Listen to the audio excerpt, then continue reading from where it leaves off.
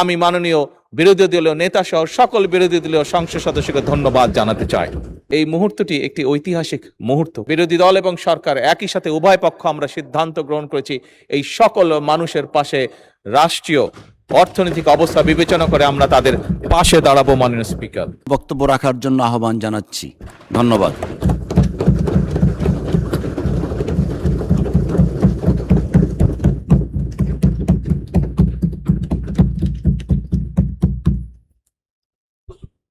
বিসমিল্লাহির রহমানির রহিম। মাননীয় স্পিকার, আপনাকে আন্তরিক ধন্যবাদ। মাননীয় স্পিকার, উপস্থিত এই মহান সংসদের সকল সদস্যবৃন্দ, আমরা আজকে জাতীয় সংসদের দ্বিতীয় অধিবেশন এবং প্রথম বাজেট অধিবেশন শেষ করতে যাচ্ছি। অবশ্যই আমি মনে করি, একজন রাজনৈতিক কর্মী হিসাবে আমি মনে করি, একজন সংসদ সদস্য হিসেবে মাননীয় স্পিকার আমি মনে করি আজকে এই মুহূর্তে আমাদের এই মুহূর্তটি একটি ঐতিহাসিক মুহূর্ত। কারণ ফ্যাসিবাদ মুক্ত বাংলাদেশের মানুষের দ্বারা নির্বাচিত জাতীয় সংসদ বহু বছর পরে সেই সংসদে জনগণের সত্যিকার নির্বাচিত প্রতিনিধিরা আলোচনা করে একটি বাজেট পাশ করেছে।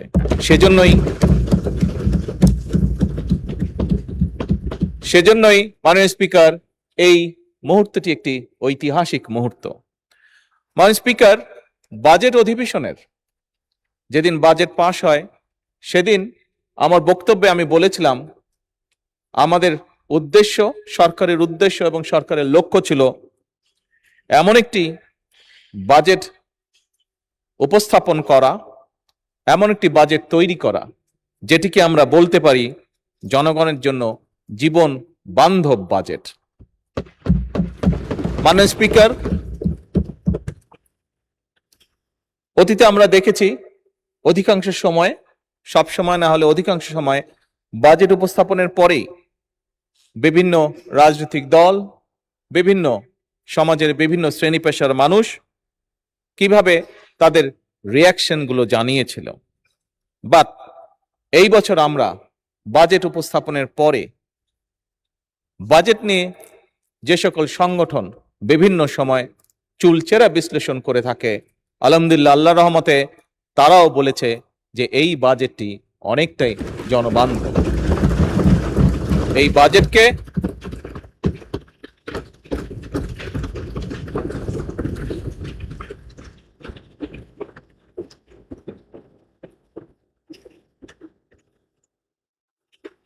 এই বাজেটে আমরা যা করতে চেয়েছি সেই সকল সংস্থা বা সংগঠনও মনে করে যে আমরা সেটি করতে সক্ষম হব। তবে মাননীয় স্পিকার, এই বাজেটের সুফল যদি জনগণের কাছে পৌঁছে দিতে হয়, এই বাজেটের সুফল যদি জনগণের দোরগোড়ায় পৌঁছে দিতে হয়, তাহলে অবশ্যই মাননীয় স্পিকার, আমি সরকারি প্রশাসন কিংবা বিভিন্ন বেসরকারি কর্তৃপক্ষ সবার সহযোগিতা কামনা করি।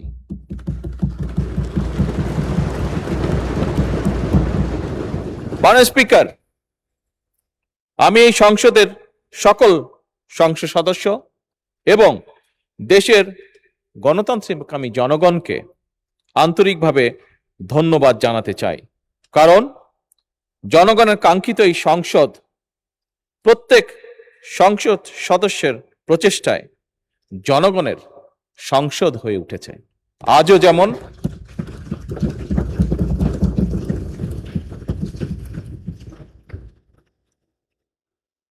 যেমন মাননীয় স্পিকার, একটি বিল উপস্থাপনকে কেন্দ্র করে আমাদের মধ্যে হয়তো দ্বিমত আছে, কিন্তু সংসদের উভয় পক্ষ প্রাণবন্ত আলোচনা করেছে এবং প্রাণবন্ত আলোচনা করার মাধ্যমে প্রত্যেক যারা আলোচনা অংশগ্রহণ করেছেন, এমনকি মাননীয় বিরোধী দলীয় নেতাও সেই আলোচনায় সংক্ষিপ্তভাবে অংশগ্রহণ করেছেন। এই আলোচনার মাধ্যমে যে যার চিন্তা উপস্থাপন করতে সক্ষম হয়েছেন। মাননীয় স্পিকার, এটাই হচ্ছে গণতন্ত্রের সৌন্দর্য, এটাই হচ্ছে সংসদীয় গণতন্ত্রের মাধুর্য।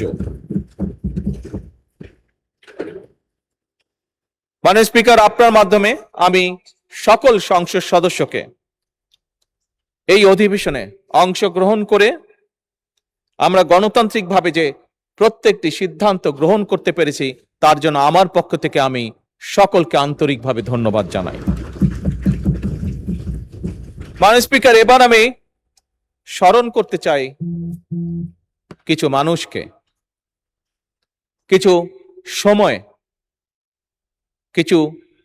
সময় যে মানুষগুলো তাদের জীবনকে উৎসর্গ করেছিলেন এবং তাদের উৎসর্গকৃত জীবনের জন্যই, যে জীবনকে তারা উৎসর্গ করেছেন তার জন্যই আজ আমরা এখানে দাঁড়িয়ে কথা বলছি। মাননীয় স্পিকার, আমি স্মরণ করতে চাই 1971 সালে স্বাধীনতা অর্জনের যুদ্ধে যে সকল মুক্তিযোদ্ধা শহীদ হয়েছেন। আমি স্মরণ করতে চাই 1975 সালের 7ই নভেম্বর সিপাহী জনতার ঐতিহাসিক বিপ্লব। আমি স্মরণ করতে চাই 2013 সালের শাপলা চত্বরে গণহত্যার যে সকল ব্যক্তি শহীদ হয়েছেন। স্মরণ করতে চাই 1990 সালের স্বৈরাচারী বিরোধী আন্দোলনে যে সকল রাজনৈতিক কর্মী শহীদ হয়েছেন, যারা বিভিন্নভাবে ক্ষতিগ্রস্ত হয়েছেন। স্মরণ করতে চাই 2009 সালের বিডিআরে বিদ্রোহের নামে যে হত্যাযজ্ঞের কালো অধ্যায়ে যে অফিসাররা শহীদ হয়েছেন। মাননীয় স্পিকার, 1.5 দশকের ফ্যাসিবাদী আন্দোলনের বিরুদ্ধে গণতন্ত্র পুনঃপ্রতিষ্ঠা করতে গিয়ে বিরোধী রাজনৈতিক দল এবং অসংখ্য অরাজনৈতিক ব্যক্তি যারা বিভিন্নভাবে শহীদ হয়েছেন, নির্যাতিত হয়েছেন, হত্যা গুমের শিকার হয়েছেন, সেই মানুষগুলোকে আমি স্মরণ করতে চাই। মাননীয় স্পিকার, 2024 সালে দেশ এবং জনগণের স্বাধীনতা রক্ষায় রক্তক্ষয়ী গণ অভ্যুত্থান, সেই অভ্যুত্থানে জনগণের সেই অভ্যুত্থানে যারা শহীদ হয়েছেন সেই শহীদদেরকে আমি শ্রদ্ধার সঙ্গে স্মরণ করতে চাই।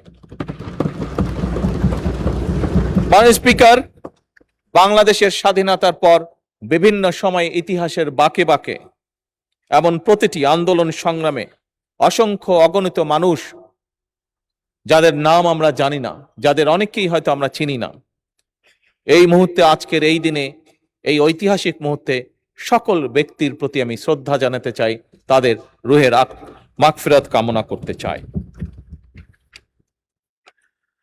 মাননীয় স্পিকার, এই সংসদে দাঁড়িয়ে আজ যখন আমরা আলোচনা করছি, সেই সময়টি হচ্ছে জুলাই মাস। 2024 সালের জুলাই মাসে শুরু হওয়া যে আন্দোলন ছিল, সেই আন্দোলনটি পরবর্তীতে গণ অভ্যুত্থানে, ছাত্র জনতার গণ অভ্যুত্থানে রূপ নিয়েছিল। মাননীয় স্পিকার, 2024 সালের বীর ছাত্র জনতার গণ অভ্যুত্থানে জুলাই শহীদদের আমি বিশেষভাবে স্মরণ করতে চাই আজকের এই সংসদ অধিবেশনে।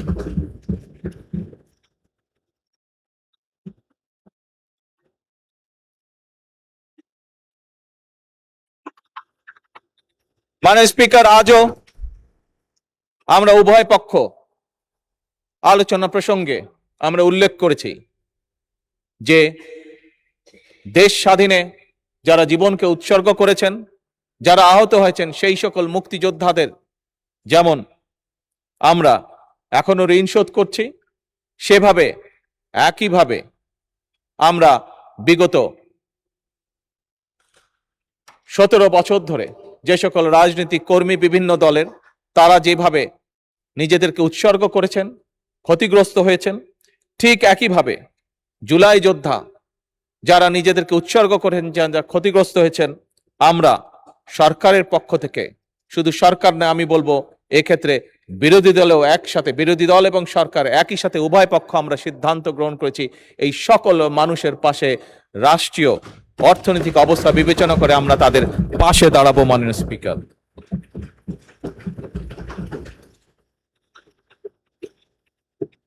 মাননীয় স্পিকার, এই দেশের একজন নাগরিক হিসাবে, একজন রাজনৈতিক কর্মী হিসাবে, একজন নির্বাচিত প্রতিনিধি হিসাবে, জনগণের একজন নির্বাচিত প্রতিনিধি হিসাবে আমি বিশ্বাস করি আমাদের শহীদগণ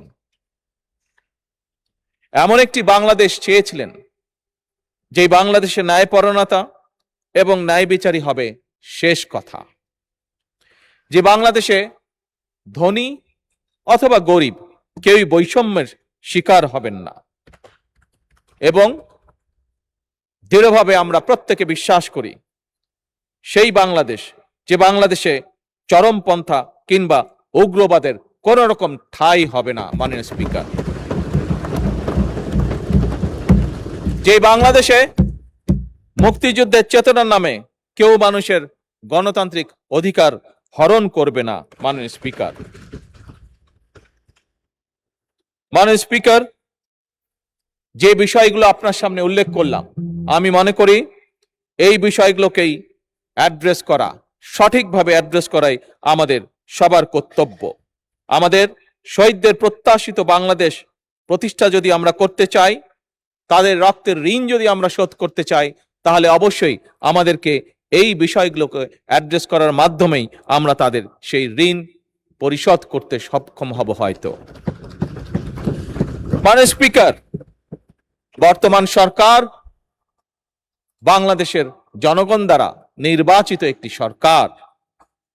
অবশ্যই এই সরকারের লক্ষ্য একটি, জনগণ, জনগণ এবং বাংলাদেশের জনগণ। এবং সে কারণেই মাননীয় স্পিকার, বর্তমান সরকার চায় বাংলাদেশকে একটি কল্যাণ রাষ্ট্রে পরিণত করার জন্য, যেখানে সমাজের প্রতিটি শ্রেণী, প্রতিটি মানুষ, পেশার মানুষ রাষ্ট্রীয় সেবা কমপক্ষে পাবেন। এবং এই পরিকল্পনা বাস্তবায়নের জন্যই মাননীয় স্পিকার ইতিমধ্যেই সরকার ফ্যামিলি কার্ড, কৃষক কার্ড, স্পোর্টস কার্ড, ইমাম মুয়াজ্জেম সহ অন্যান্য ধর্মীয় গুরুদের সম্মানী দেওয়ার যে বিষয়টি আমরা উল্লেখ করেছিলাম, প্রতিশ্রুতি দিয়েছিলাম, সেই কাজগুলো মাননীয় স্পিকার আমরা শুরু করেছি। মাননীয় স্পিকার, এই সংসদে দাঁড়িয়ে আমি আগেও বলেছিলাম বাজেট অধিবেশন উপস্থাপনের সময়, আজ আবার উল্লেখ করতে চাই মাননীয় স্পিকার, আমি ধন্যবাদ জানাতে চাই আমার বিরোধী দলীয় বন্ধুদেরকেও। গতকাল কি একজন বিরোধী দলীয় সংসদ সদস্য, মাননীয় সংসদ সদস্য দাঁড়িয়ে জিজ্ঞেস করেছেন যে কবে তার এলাকায় ফ্যামিলি কার্ড প্রদান করা হবে। মাননীয় স্পিকার, বিএনপির এই পলিসি বা বিএনপির এই সিদ্ধান্তকে সমর্থন দেওয়ার জন্য আমি মাননীয় বিরোধী দলীয় নেতা সহ সকল বিরোধী দলীয় সংসদ সদস্যকে ধন্যবাদ জানাতে চাই। মাননীয় স্পিকার, আপনি নিজেও একজন কৃষকের সন্তান। এই দেশের অধিকাংশ মানুষ, অধিকাংশ পরিবার কোনো না কোনো ভাবে প্রত্যক্ষ বা পরোক্ষভাবে কৃষির সাথে জড়িত। আমার দল, বাংলাদেশ জাতীয়তাবাদী দল, বিগত নির্বাচনের আগে বাংলাদেশের মানুষের কাছে প্রতিশ্রুতি দিয়েছিল যে আমার দল যদি বাংলাদেশের মানুষের সমর্থন নিয়ে আল্লাহর রহমতে সরকার গঠনে সক্ষম হয়, আমরা তাহলে 10,000 টাকা পর্যন্ত যে সকল কৃষকের কৃষি ঋণ ছিল মাননীয় স্পিকার, আমরা সেগুলো পরিশোধ করব। মাননীয় স্পিকার, সেগুলো সরকার থেকে পরিশোধ করব, অর্থাৎ সেগুলো সুদ সহ ঋণ আমরা মওকুফ করে দেব। মাননীয় স্পিকার, আমরা সরকার গঠন করার সাথে সাথে প্রথম ক্যাবিনেট মিটিংয়ে আমরা সেই সিদ্ধান্ত নিয়েছি, যার ফলে সমগ্র বাংলাদেশে 13 লক্ষ কৃষক যাদের ঋণ 10,000 টাকা ছিল সুদ সহ সেই ঋণকে মওকুফ করে দেওয়া হয়েছে মাননীয় স্পিকার। কারণ আগেই আমি বলেছি মাননীয় স্পিকার, আমাদের লক্ষ্য হচ্ছে একটি রাষ্ট্র গঠন, একটি দেশ গঠন, যেখানে আমাদের মূল লক্ষ্যই হবে জনগণ। মাননীয় স্পিকার, সরকারের পরিকল্পনা অনুযায়ী নির্ধারিত নির্বাচিত প্রতিটি সেক্টরের মানুষের কাছে আর্থিক সুবিধা সম্মিলিত বিভিন্ন ধরনের যে সকল কার্ডগুলো আছে, আমরা সফলভাবে সেগুলো পৌঁছে দেওয়ার কাজ পর্যায়ক্রমিকভাবে ধীরে ধীরে শুরু করেছি। কিন্তু মাননীয় স্পিকার, এই সবগুলোকে এক সময় আমরা একটি কার্ডের মধ্যে নিয়ে আসতে চাই এবং সেজন্যই মাননীয় স্পিকার আমরা সিদ্ধান্ত গ্রহণ করেছি পর্যায়ক্রমিকভাবে আমরা সবগুলো, সেটি কৃষক কার্ড হোক, সেটি ফ্যামিলি কার্ড হোক, সেটি প্রবাসী কার্ড হোক, সেটি ইমাম মুয়াজ্জেম সাহেবদেরকে যেই সম্মানী দেওয়া হচ্ছে সেটির কার্ড হোক, সবকিছু আমরা ইউনিভার্সাল কার্ড নামে একটি কার্ডের ভিতরেই আমরা সবকিছু নিয়ে আসব। মাননীয় স্পিকার, আগেও বলেছি, আবারও বলছি, একজন নাগরিক হিসাবে, একজন রাজনীতিবিদ, রাজনৈতিক কর্মী হিসাবে, একজন জনগণের নির্বাচিত প্রতিনিধি হিসাবে আমি বিশ্বাস করি, রাষ্ট্র যদি নাগরিকদের দায় মেটাতে ব্যর্থ হয় তাহলে জনগণ এবং রাষ্ট্র উভয়ই দুর্বল হয়ে পড়বে। মাননীয় স্পিকার, আমি মনে করি এই সকল সুবিধা নাগরিকদের প্রতি রাষ্ট্রের করুণা নয়, বরং এই সকল যেগুলো আমরা দিতে চাইছি, যেগুলো আমরা কাজগুলো করতে চাইছি, এগুলো হচ্ছে রাষ্ট্রের দায় জনগণের প্রতি। মাননীয় স্পিকার, ভবিষ্যতে যদি আমরা স্বৈরাচারকে রুখতে চাই, স্বৈরাচার তাবেদারকে রুখতে চাই, তাহলে অবশ্যই রাষ্ট্র এবং জনগণকে রাজনৈতিক এবং অর্থনৈতিকভাবে শক্তিশালী করতে হবে। মাননীয় স্পিকার, বর্তমান সরকার শুধু যে বিভিন্ন শ্রেণী পেশার মানুষকে সহযোগিতা করার জন্য বিভিন্ন রকম কার্ড যে প্রদান করবে তা নয়, আর্থিক সহায়তা হয়তো আমরা অবশ্যই তৈরি করব জনগণকে অর্থনৈতিকভাবে শক্তিশালী করে তোলার জন্য, বিশেষ করে যারা ডিপ্রাইভ অংশ, জনগণের যে অংশটি ডিপ্রাইভ।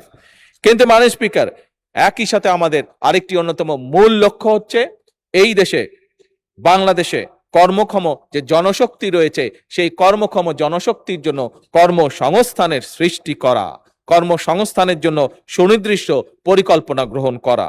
মাননীয় স্পিকার, সেজন্যই বিভিন্ন সেক্টরে আমরা ভাগ করে করে পরিকল্পনা গ্রহণ করেছি, যার ফলে আমরা প্রত্যাশা করি, আমরা আশা করি ইনশাআল্লাহ আমরা লক্ষ্য নয় কোটি মানুষের কর্মসংস্থান সৃষ্টিতে আমরা সক্ষম হব পর্যায়ক্রমিকভাবে। মাননীয় স্পিকার, জনশক্তি রফতানি ছাড়াও দেশের ভিতরে বিভিন্ন তথ্য প্রযুক্তি খাতে আমরা 10 লক্ষ কর্মসংস্থান সৃষ্টির পরিকল্পনা গ্রহণ করেছি।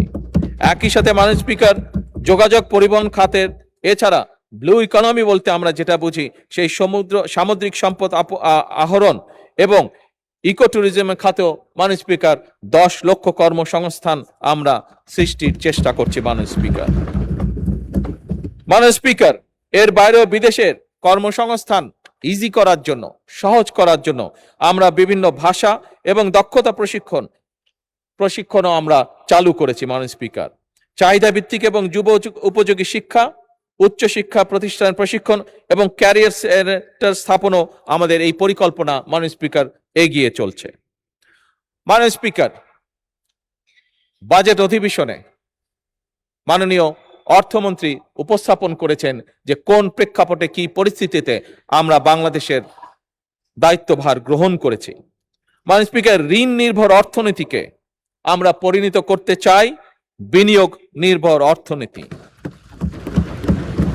এবং আমাদের সরকারের যে মূল যে কটি পরিকল্পনা তার অন্যতমই হচ্ছে যে বিনিয়োগ নির্ভর থেকে অর্থনীতিকে, ঋণ নির্ভর থেকে অর্থনীতিকে আমরা বিনিয়োগ নির্ভর অর্থনীতিতে পরিণত করব, কর্মসংস্থান সৃষ্টি করব, সম্পদ তৈরিতে আমরা বিনিয়োগ নির্ভর অর্থনীতি হবে আমাদের প্রধান চালিকা শক্তি। মাননীয় স্পিকার, এবং সেই কারণেই বর্তমান সরকার সকল পরিকল্পনা এমনভাবে তৈরি করেছে যাতে ইনশাআল্লাহ 2034 সালের মধ্যে আমরা $1 ট্রিলিয়ন অর্থনীতির কাছাকাছি চলে যেতে পারি।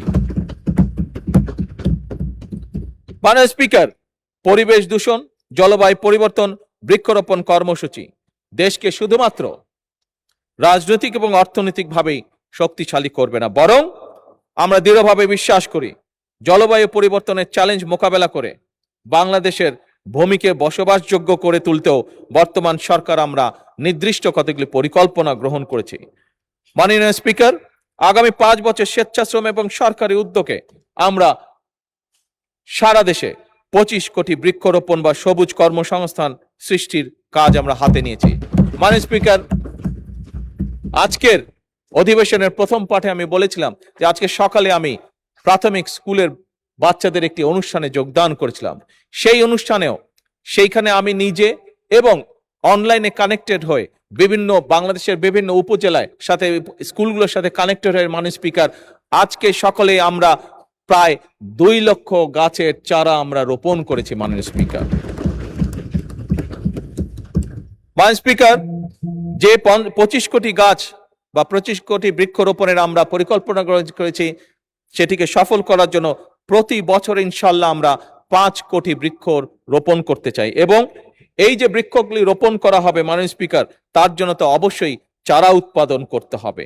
এবং এই চারা উৎপাদন করার জন্য মাননীয় স্পিকার আমরা পরিকল্পনা গ্রহণ করেছি যে 10,000 নতুন নার্সারি উদ্যোক্তা গড়ে তোলা হবে।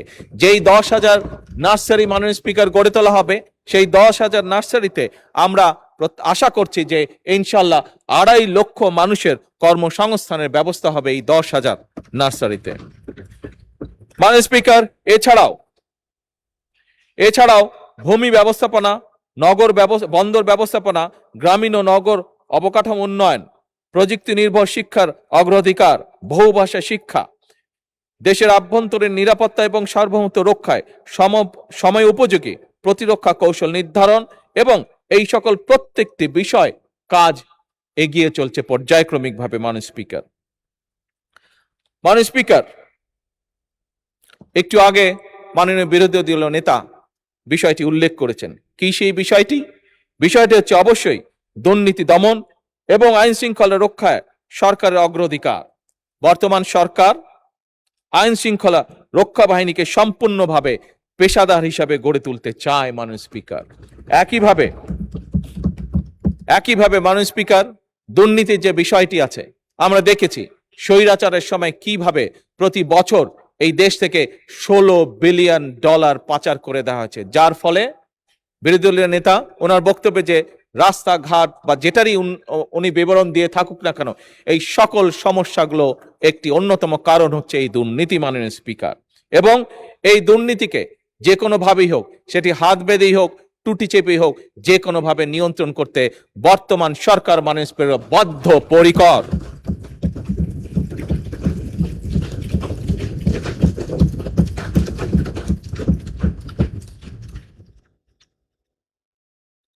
মাননীয় স্পিকার, দেশের মানুষের যে কটি চাওয়া, মূল যে কটি চাওয়া, তার মধ্যে অন্যতম সাধারণ নাগরিকের, খেটে খাওয়া মানুষের অন্যতম চাওয়া হচ্ছে একটি নিরাপদ পরিবেশ।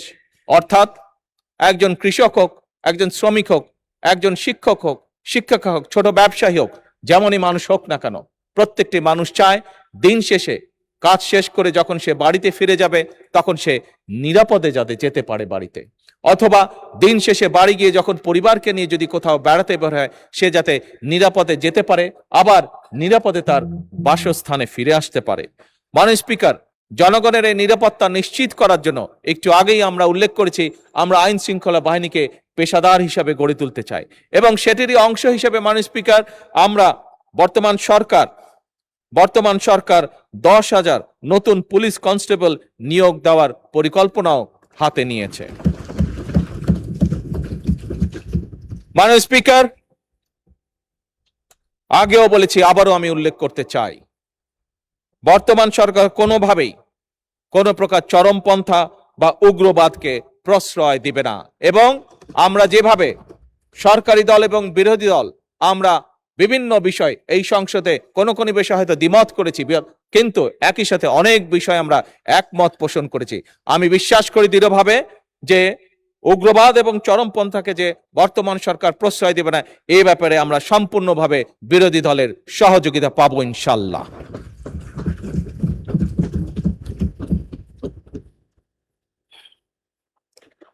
মাননীয় স্পিকার, আজ থেকে প্রায় 3 বছর আগে জনগণের আকাঙ্ক্ষার বাংলাদেশ গঠনের জন্য বাংলাদেশ জাতীয়তাবাদী দল জনগণের সঙ্গে বিভিন্ন জেলা, উপজেলা পর্যায়ে, গ্রাম পর্যায়ে জনগণের সঙ্গে সংলাপের মাধ্যমে 31 দফা আমরা জাতির সামনে, দেশের সামনে উপস্থাপন করেছিলাম।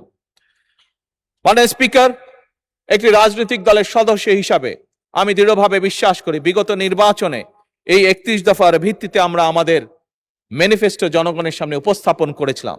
সেই ম্যানিফেস্টোর প্রতি জনগণ তাদের রায় দিয়েছে। মাননীয় স্পিকার,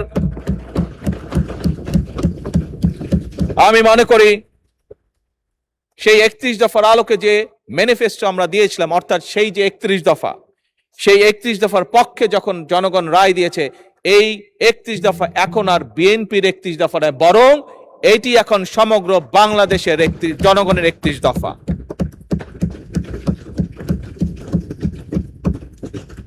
এবং এই 31 দফা এখন যেরকম, 31 দফা এখন যেমন সমগ্র বাংলাদেশের জনগণের 31 দফা, মাননীয় স্পিকার, ঠিক একইভাবে এই পবিত্র জাতীয় সংসদের দক্ষিণ প্লাজায় আমরা নির্বাচনের আগে প্রায় সবগুলো রাজনৈতিক দল, আজ আমার দল, একই সাথে বিরোধী রাজনৈতিক দল, আমরা এই জুলাই সনদ স্বাক্ষর করেছিলাম। মাননীয় স্পিকার, আগেও বলেছি, আজও বলছি, পরিষ্কারভাবে দ্ব্যর্থহীন ভাষায় আমি বলতে চাই, আমরা জুলাই সনদ যেটি স্বাক্ষর করেছিলাম, জুলাই সনদের স্বাক্ষরিত প্রতিটি দফা বাস্তবায়নে আমরা জনগণের কাছে দায়বদ্ধ, অঙ্গীকারবদ্ধ। মাননীয় স্পিকার,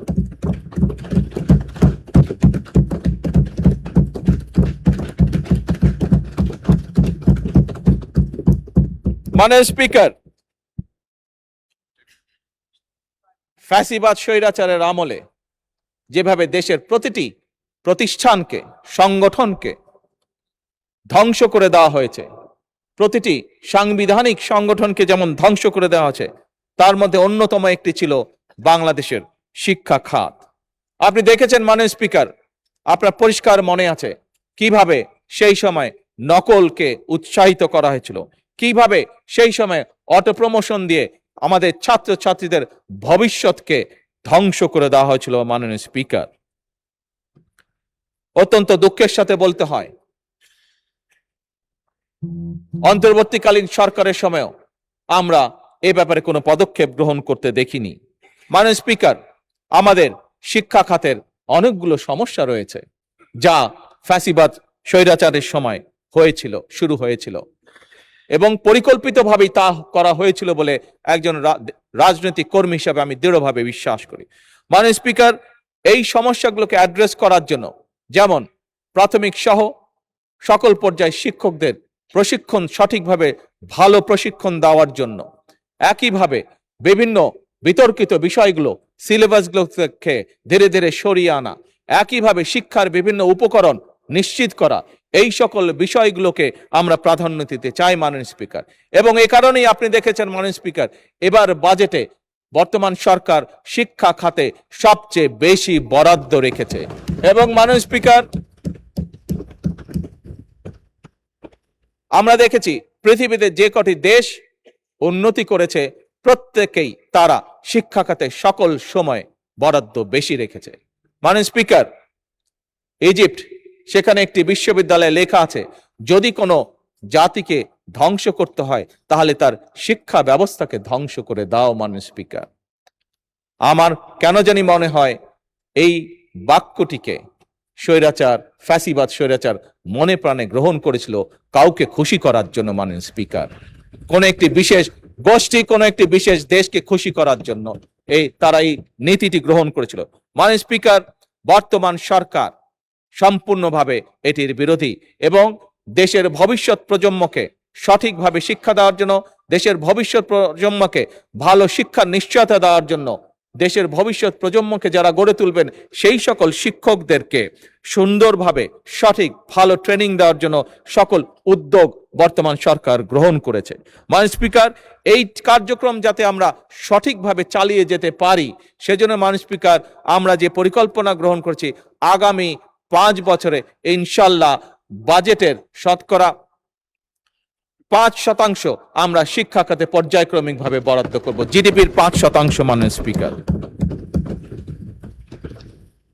মাননীয় স্পিকার, আমরা যতই বলি না কেন, ছোটবেলায় একটি লেখা পড়েছিলাম বইয়ের মধ্যে, স্বাস্থ্যই হচ্ছে সকল সুখের মূল। যদি স্বাস্থ্য কারো নষ্ট হয়ে যায়, তাকে যা কিছুই দেওয়া হোক না কেন, কোনো কিছু, ভালো খাবার দেওয়া হোক, ভালো পোশাক দেওয়া হোক, ভালো জায়গায় ঘুরতে নিয়ে যাওয়া হোক, কোনো কিছুই সে উপভোগ করতে পারবে না। মাননীয় স্পিকার, আমরা অতীতের শিক্ষা ব্যবস্থার যে করুণ চিত্র সংক্ষেপে আপনার সামনে তুলে ধরেছিলাম। মাননীয় স্পিকার, একইভাবে ফ্যাসিবাদ স্বৈরাচারের সময় স্বাস্থ্য খাতকেও সম্পূর্ণভাবে ধ্বংস করে দেওয়া হয়েছিল। মাননীয় স্পিকার, বলতে দ্বিধা নেই, আমার স্ত্রী যেহেতু একজন চিকিৎসক, আমার আশেপাশে যে কোনো ভাবেই হোক, সে কারণেই হোক, বহু চিকিৎসক আমার আশেপাশে আছেন, আমার পরিবারের মধ্যেই হোক, পরিবারের আশেপাশে হোক। সবার থেকে যে ধারণাটা আমি পেয়েছি মাননীয় স্পিকার, বলতে দ্বিধা নেই যে স্বৈরাচার, ফ্যাসিবাদী স্বৈরাচার সরকার বাংলাদেশের চিকিৎসা ব্যবস্থাকে অন্য কারো হাতে মনে হয় তুলে দিয়েছিল। একটি বিশেষ দেশকে সুবিধার জন্য ধ্বংস করে দেওয়া হয়েছিল আমাদের চিকিৎসা ব্যবস্থা। মাননীয় স্পিকার, মাননীয় বিরোধী দলীয় নেতা বাজেট উপস্থাপনের দিন ওনার বক্তব্যে উনি বলেছেন যে সম্পূর্ণ চিকিৎসা ব্যবস্থা অসুস্থ। আমি ওনার সাথে, উনি বলেছিলেন 100% অসুস্থ, আমি বলেছিলাম 100% না, 101% অসুস্থ মাননীয় স্পিকার। আজও একইভাবে সেই কথার পুনরাবৃত্তি করতে চাই মাননীয় স্পিকার। সেজন্যই আমরা সিদ্ধান্ত গ্রহণ করেছি পর্যায়ক্রমিকভাবে আমরা এই চিকিৎসা ব্যবস্থাকে ধীরে ধীরে গড়ে তুলতে চাই, জনগণের উপযোগী করে তুলতে চাই। সেজন্য মাননীয় স্পিকার, এই চিকিৎসা খাতকে গড়ে তোলার পাশাপাশি জনগণ যাতে সুবিধা পায়, সেজন্যই মাননীয় স্পিকার আমরা এই বছর বাজেটের 1.2% বরাদ্দ রেখেছি চিকিৎসা খাতের জন্য, এবং পর্যায়ক্রমিকভাবে আগামী 5 বছর এটিকে আমরা 5% উন্নীত করতে চাই মাননীয় স্পিকার জিডিপির। মাননীয় স্পিকার, বর্তমান যুগে, বর্তমান বিশ্বে, ইউরোপে তারা একটি নীতি গ্রহণ করেছে, prevention is better then cure. অর্থাৎ একজন মানুষ অসুস্থ হবার আগেই যদি তাকে আমরা সচেতন করার মাধ্যমে অসুস্থ হওয়া থেকে দূরে রাখতে পারি, তাহলে সেই মানুষটি যেমন উপকৃত হবে, সেই মানুষটি যেমন সুস্থ থাকবে, একইভাবে মাননীয় স্পিকার রাষ্ট্র বা জনগণের অর্থ কম খরচ হবে। এবং একইভাবে মাননীয় স্পিকার, তার ফলে যেটি হবে, যে মানুষটি শেষ পর্যন্ত অসুস্থ হবে, সে যখন হাসপাতালে যাবে, সে কিছুটা হলেও বেটার চিকিৎসা, বেটার সুবিধা পাবে। এবং সে কারণে মাননীয় স্পিকার, জনগণকে আরো সচেতন করার জন্য, স্বাস্থ্যর বিষয়ে আরো সচেতন করার জন্য আমরা নির্বাচনের আগে বলেছিলাম আমরা সারা বাংলাদেশে 1 লক্ষ হেলথ কেয়ারার অ্যাপয়েন্ট করতে চাই। মাননীয় স্পিকার, আপনি জানলে খুশি হবেন, এবং আপনার মাধ্যমে এই সংসদে আমি জানাতে চাই যে আমরা এই 1 লক্ষ হেলথ কেয়ার অ্যাপয়েন্ট করার কাজ শুরু করেছি মাননীয় স্পিকার, অতি শীঘ্র এটি ঘোষণা করা হবে। মাননীয় স্পিকার, আপনি জানলে খুশি হবেন, এবং এই সংসদের মাধ্যমে আমি সকলকে, আপনার মাধ্যমে এই সংসদের সকলকে জানাতে চাই যে বাংলাদেশে আরেকটি শ্রেণীর মানুষ আছে যাদের চিকিৎসা পেতে খুবই কষ্ট হয়, বিশেষ করে গ্রামে গঞ্জে যে মানুষগুলো থাকে। কারা তারা? তারা হচ্ছে আমাদের সন্তানেরা, আমাদের শিশুরা। তাদের চিকিৎসা ব্যবস্থা সেভাবে নেই বললেই চলে, একদম শূন্যের কোঠায়। মাননীয় স্পিকার, বর্তমান সরকার দ্রুততার সাথে 5টি বিভাগে 5টি সম্পূর্ণভাবে 200 বেডের 5টি শিশু হাসপাতাল চালু করার উদ্যোগ গ্রহণ করেছে, যেটি ইনশাল্লাহ আমরা প্রত্যাশা করছি মাননীয় স্পিকার, আগামী সেপ্টেম্বর মাসে এই টোটাল 1000 বেডের হাসপাতালগুলো তো চালু হবে শিশুদের জন্য শুধুমাত্র। মাননীয় স্পিকার, গত কয়েক মাসে আমি বাংলাদেশের অনেকগুলো এলাকা ঘুরেছি, বহু মানুষের সাথে আমার কথা হয়েছে।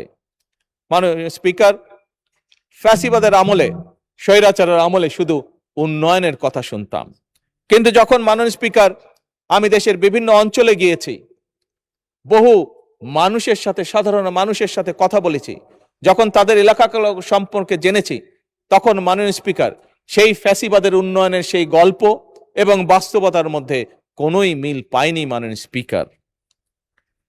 এবং মাননীয় স্পিকার, মাননীয় বিরোধী দলের নেতা তার নিজের জেলা যেহেতু সিলেট, বিগত বাজেট উপস্থাপনের দিন উনি ঢাকা সিলেট হাইওয়ের কথা বলেছিলেন, এবং সেই সাথে তখন স্পিকার সাহেব সেদিন উপস্থিত ছিলেন, সেই সাথে আমাকেও একটু সংযুক্ত করেছেন সিলেটের সাথে, স্পিকার সাহেবকেও সংযুক্ত করেছিলেন আত্মীয়তার সূত্রে সিলেটের সাথে। মাননীয় স্পিকার, আপনি জানলে খুশি হবেন মাননীয় স্পিকার, এবং আপনার মাধ্যমে আমি বলতে চাই যে এই সকল কাজগুলো পর্যায়ক্রমিকভাবে আমরা শুরু করেছি, ইনশাল্লাহ ধীরে ধীরে আমরা জনগণকে এর সুফল পৌঁছে দিতে পারবো মাননীয় স্পিকার।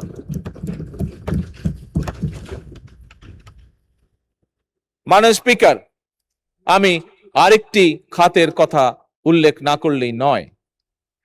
বিগত স্বৈরাচারের সময় আমরা দেখেছি অনেকগুলো খাতের মধ্যে একটি খাতকে স্বৈরাচার এবং তার আশেপাশের ক্লোজ যারা লোকজন ছিল তারা বেছে নিয়েছিল নিজেদের পকেট ভারী করার জন্য। মাননীয় স্পিকার, কোন সেই খাতটি? সেই খাতটি ছিল মাননীয় স্পিকার বিদ্যুৎ সেক্টর।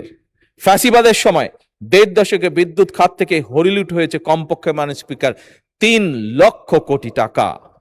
কুইক রেন্টাল গুলোকে, এইটি ছিল তাদের কুইক রেন্টালের নামে কুইক মানি অর্জনের একটি সেক্টর, কুইক দুর্নীতির একটি সেক্টর। মাননীয় স্পিকার, এই কুইক রেন্টাল গুলোকে কমপক্ষে 1,30,000 কোটি টাকারও বেশি ক্যাপাসিটি চার্জ দেওয়া হয়েছিল, কিন্তু মাননীয় স্পিকার জনগণ কিন্তু তার সুফল পায় নাই।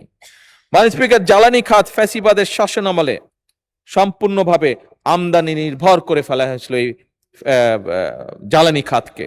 এবং শুধু তাই নয় মাননীয় স্পিকার, সবচেয়ে বেশি যে গুরুত্বপূর্ণ বিষয়টি সম্পূর্ণভাবে উপেক্ষা করা হয়েছিল সেটি হচ্ছে মাননীয় স্পিকার, স্বাভাবিকভাবে জ্বালানি এটি আমাদেরকে ইম্পোর্ট করে আনতে হয় বিদেশ থেকে। আমরা এখানে আমাদের কোনো তেলের খনি নেই, ডিজেল বলেন পেট্রোল বলেন, যেটি আমাদেরকে সম্পূর্ণভাবে বিদেশ থেকে ইম্পোর্ট করতে হয়। কিন্তু ইম্পোর্ট করে আনতে হলেও মাননীয় স্পিকার, যেই মজুদটি রাখা উচিত আপৎকালীন সময়ের জন্য, সেই মজুদের উপরে কোনো রকমই নজর দেওয়া হয়নি। ফলে আগে মাত্র 30 দিনেরও কম মজুদ আমাদের হাতে থাকতো।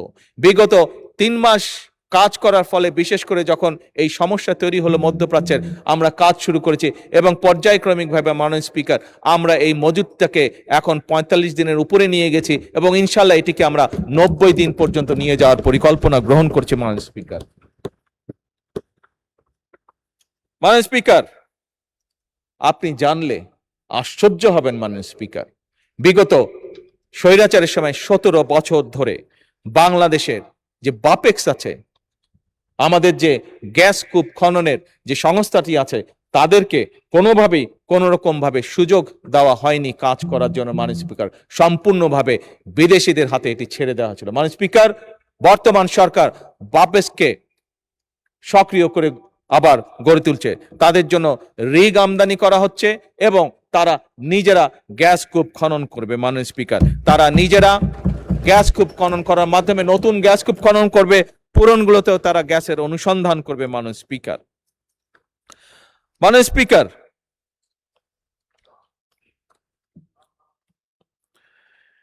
মাননীয় স্পিকার, বাংলাদেশ জাতীয়তাবাদী দল বিএনপি একাধিকবার রাষ্ট্র পরিচালনার দায়িত্ব পালন করেছে। সে অভিজ্ঞতা এবং পরিকল্পনা নিয়ে আমরা কাজ করছি। মাননীয় স্পিকার, এবারও রাষ্ট্র পরিচালনায় আমাদের সুনির্দিষ্ট কতগুলো পরিকল্পনা রয়েছে, যা সংক্ষেপে আপনার সামনে আমি তুলে ধরেছি। মাননীয় স্পিকার, মাননীয় স্পিকার, যদিও আমাদের অর্থনীতি দুর্বল, সমগ্র বিশ্ব একটি যুদ্ধ পরিস্থিতির ভিতর দিয়ে যাচ্ছে এবং এই সংসদ, এই সরকারের কাছে জনগণের প্রত্যাশা অপরিসীম। মাননীয় স্পিকার, এমন পরিস্থিতিতেও আমরা ঘুরে দাঁড়াতে শুরু করেছি। মাননীয় স্পিকার, অর্থনৈতিকভাবে ধীরে ধীরে ঘুরে দাঁড়াতে শুরু করেছি। মাননীয় স্পিকার, মাননীয় স্পিকার, আমরা জনগণকে সাথে নিয়ে পরিকল্পনাগুলোকে ইনশাল্লাহ বাস্তবায়ন করব। কারণ মাননীয় স্পিকার, বাংলাদেশের জনগণ পরিশ্রমী, আমাদের তরুণরা উদ্যমী, আমাদের কৃষকরা পরিশ্রমী এবং উৎপাদনশীল। মাননীয় স্পিকার, এবং আমাদের উদ্যোক্তারা সম্ভাবনাময়। মাননীয় স্পিকার, আমি বিশ্বাস করি সরকার যদি ব্যবসা বাণিজ্যের সামনে সকল বাধা সরিয়ে দিতে সক্ষম হয়, আমরা দুর্নীতিকে যদি নিয়ন্ত্রণ করতে পারি এবং ন্যায়ভিত্তিক সুযোগ সৃষ্টি করতে পারি মাননীয় স্পিকার, এবং অবশ্যই রাষ্ট্রীয় প্রতিষ্ঠানগুলোকে যদি জবাবদিহিতার আওতায় আনতে পারি মাননীয় স্পিকার, তাহলেই আমরা শহীদদের সেই প্রত্যাশিত বাংলাদেশ গড়ে তুলতে সক্ষম হব।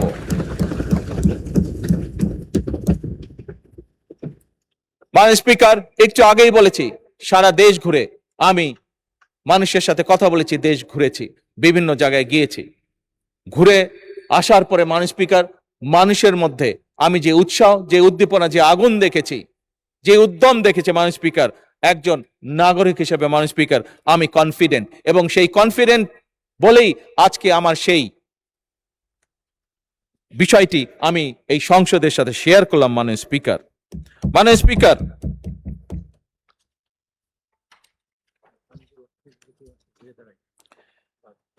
মাননীয় স্পিকার, আমি আপনার মাধ্যমে এই সংসদের সকল সদস্যদের মাধ্যমে, কারণ আমরা সকলে জনগণের প্রতিনিধি, জনগণের প্রতিনিধিত্ব আমরা করছি, আমি কয়েকটি বিষয়, হয়তোবা এটি ঠিক সংসদীয় বিষয় না, তারপরে আমি মনে করি রাজনীতির বিষয়ও না, কিন্তু আমি মনে করি বিষয়গুলি আমাদের বর্তমান এবং ভবিষ্যতের সাথে জড়িত, এবং সে কারণে মাননীয় স্পিকার এই বিষয়গুলি আমি এই মহান সংসদের সামনে, এই 350 জনপ্রতিনিধির সামনে মাননীয় স্পিকার আমি আপনার মাধ্যমে উপস্থাপন করতে চাই।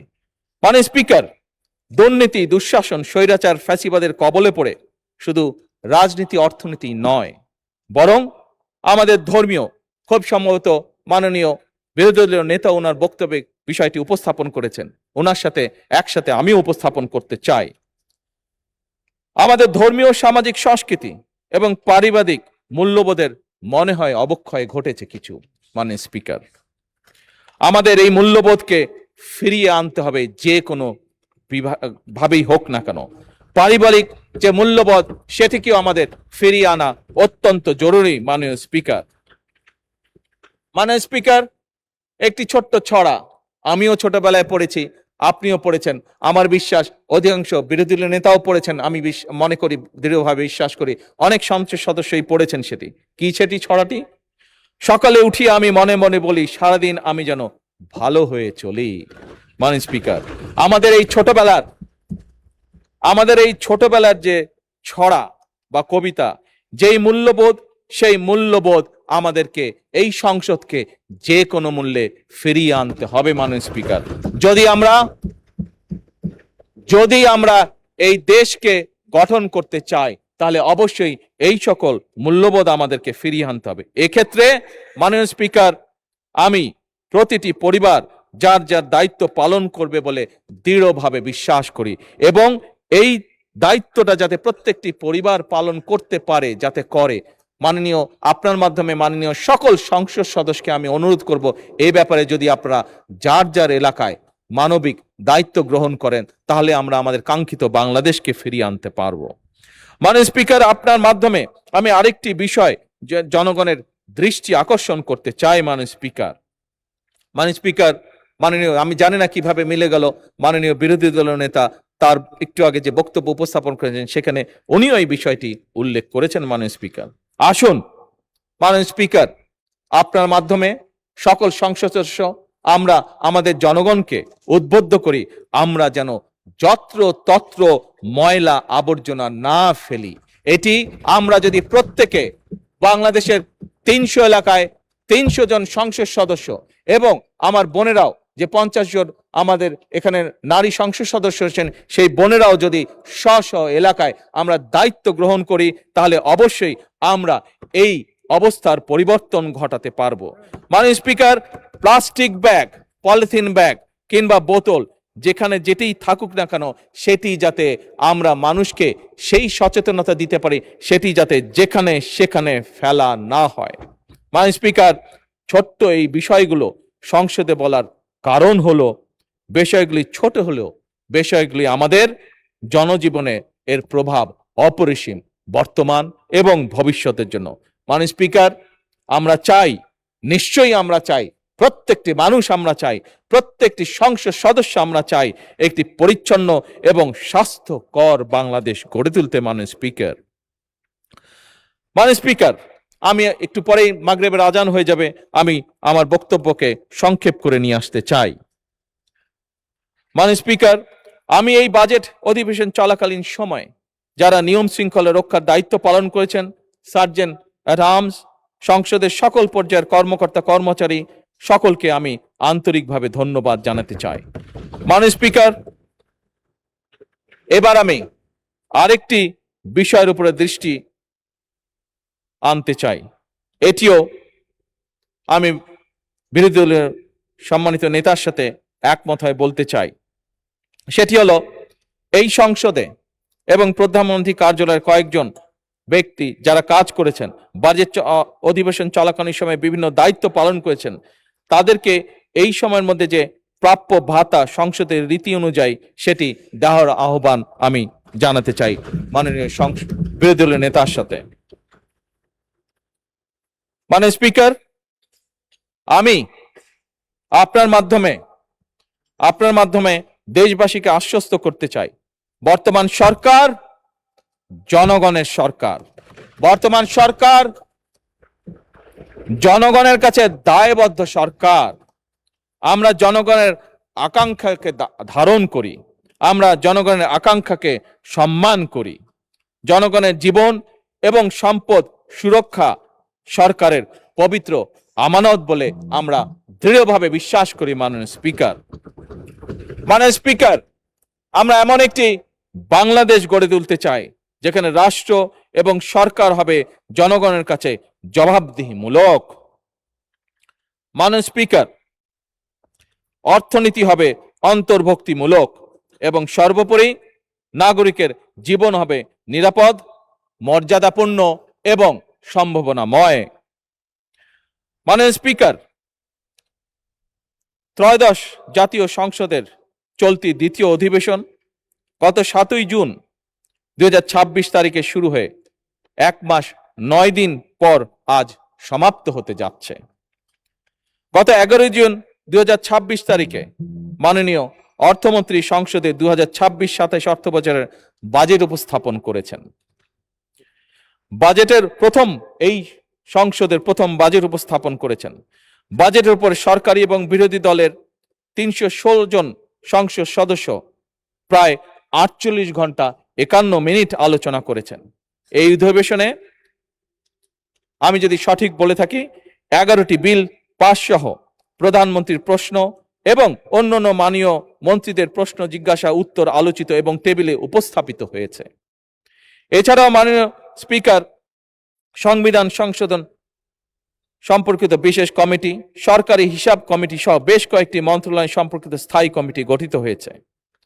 অধিবেশন চলাকালে সংসদ সচিবালয় কর্মকর্তা ও কর্মচারীগণ দিনরাত সরকারি ছুটি সহ ছুটির দিনেও এমনকি অক্লান্ত পরিশ্রম করে মঞ্জুরির দাবি, ছাঁটাই প্রস্তাব, বাজেট পাস, 68 বিধিতে সংক্ষিপ্ত আলোচনা, 147 বিধিতে সাধারণ আলোচনা এবং সংসদীয় বিভিন্ন কার্যক্রম পরিচালনা সহ অধিবেশন সুষ্ঠুভাবে সমাপ্তিতে সহায়তা করেছেন।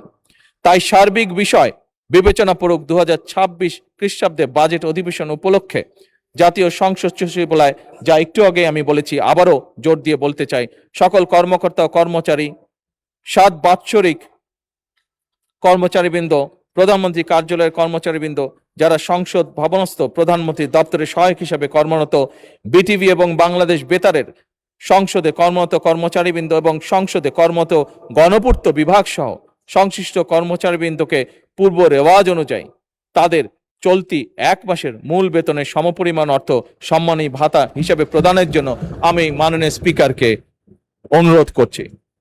মাননীয় স্পিকার, সংসদ পরিচালনার জন্য আমি মাননীয় স্পিকারকে আন্তরিক ধন্যবাদ জানাচ্ছি। আমি ধন্যবাদ জানাচ্ছি মাননীয় ডেপুটি স্পিকারকে, মাননীয় চিফ হুইপ সহ হুইপবৃন্দ, মন্ত্রিসভার মাননীয় সদস্যবৃন্দ এবং সকল মাননীয় সংসদ সদস্যকেও আন্তরিক ধন্যবাদ। আমি মাননীয় বিরোধী দলীয় নেতা, বিরোধী দলীয় উপনেতা এবং বিরোধী দলের চিফ হুইপ সহ বিরোধী দলের সকল সংসদ সদস্যকেও জানাই আন্তরিক ধন্যবাদ। আমি ধন্যবাদ জানাচ্ছি সভাপতি মণ্ডলীর মাননীয় সদস্যবৃন্দকে, আন্তরিক ধন্যবাদ জানাই সংসদ সচিবালয়ে সচিব সহ কর্মকর্তা ও কর্মচারীবৃন্দকে, সরকারের বিভিন্ন মন্ত্রণালয়, বিভাগ এবং দপ্তরের কর্মকর্তা ও কর্মচারীবৃন্দকে। আরো ধন্যবাদ জানাই চিকিৎসক, পুলিশ, ফায়ার সার্ভিস, গণপূর্ত, বিদ্যুৎ ও টেলিফোন বিভাগ সহ নিরাপত্তা বাহিনী সহ সকল সেবাকারী প্রতিষ্ঠানের ব্যক্তিবর্গকে। অবশ্যই সাংবাদিক ভাইরা এর থেকে বাদ যাবেন না, ধন্যবাদ তাদেরও প্রাপ্য। মাননীয় স্পিকার, শেষ করার আগে একটি কথা বলতে চাই। অবশ্যই এটি সংসদ এবং সংসদের রীতি অনুযায়ী সারা বিশ্বে যেটি প্র্যাকটিস, সেই অনুযায়ী অবশ্যই আমাদের মধ্যে মতভিন্নতা থাকবে, তবে অবশ্যই শত্রুতা নয়। মাননীয় স্পিকার, প্রতিহিংসা প্রতিশোধের পরিবর্তে থাকবে ন্যায়পরায়ণতা, যা মাননীয় বিরোধী দলের নেতা জোর দিয়েছেন, আমিও একই সাথে তার উপরে জোর দিতে চাইছি। মাননীয় স্পিকার, এই বাংলাদেশ আর যাতে কখনো কোনোভাবেই ফ্যাসিবাদ স্বৈরাচার মাথা চাড়া দিয়ে উঠতে না পারে, আর যাতে আমাদের এই প্রিয় মাতৃভূমি তাবেদারি রাষ্ট্রে পরিণত হতে না পারে, মাননীয় স্পিকার, এই প্রশ্নে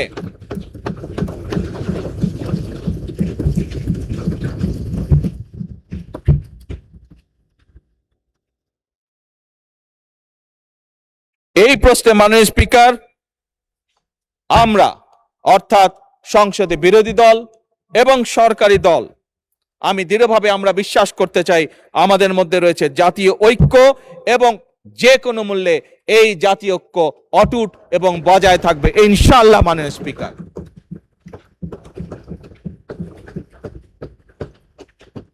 মাননীয় স্পিকার, আপনাকে আন্তরিক ধন্যবাদ আমাকে আমার বক্তব্য উপস্থাপন করতে দেওয়ার জন্য। আল্লাহ হাফেজ। বাংলাদেশ জিন্দাবাদ। ধন্যবাদ মাননীয় প্রধানমন্ত্রী আপনাকেও।